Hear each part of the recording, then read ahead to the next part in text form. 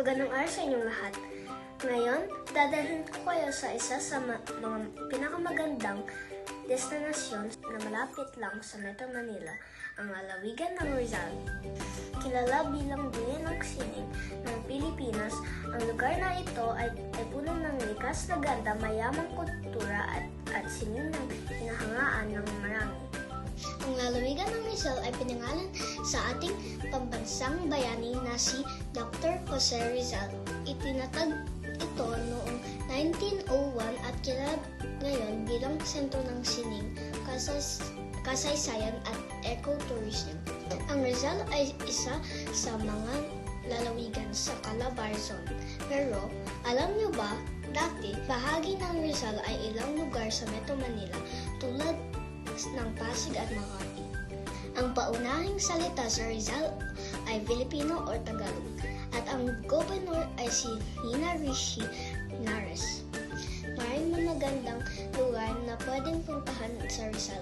Una ay Antipolo City. Dito matatagpuan ang tanyag na Our Lady of Peace and Good Voyage Cathedral na dinarayo ng mga deboto mula pa noong unang panahon upang magdasal para sa ligtas na paglalakbay at mga biyaya. Sunod, para sa mga mahilig sa kalikasan, bistahin ang Hinilugang Taktak, isang nakapaggandang talon na papalibutan ng luntiang kapaligiran.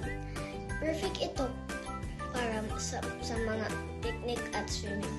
At para sa mahilig sa sining, magandang puntahan ang Pinto Art Museum sa Antipolo. May mga makabagong sining dito. Matatanaw din ang napakagandang tanawin ng kabundukan. Kung mahilig kayo sa adventure, huwag palampasin ang Mount Daraitan at Tinapak River. Sa hiking or paglangoy sa malinaw na tubig, siguradong sulit ang pagpunta dito. Ang Angono naman ay ang Art Capital of the Philippines. Ang bayan na ito ay puno ng malikhaing enerhiya mula sa makukulay na mural sa kalsada hanggang sa tanyag ng Agono Binangonan petroglyphs. Ang pinakamatandang likha sining ng bansa.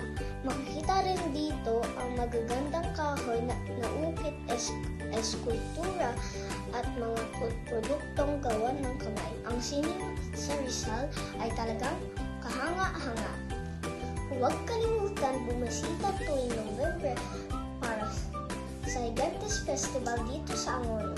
Makikita dito ang makukulay na higanteng paper mache na parada sa mga langsangan. Napakasaya at puno ng kulay ang pistang ito.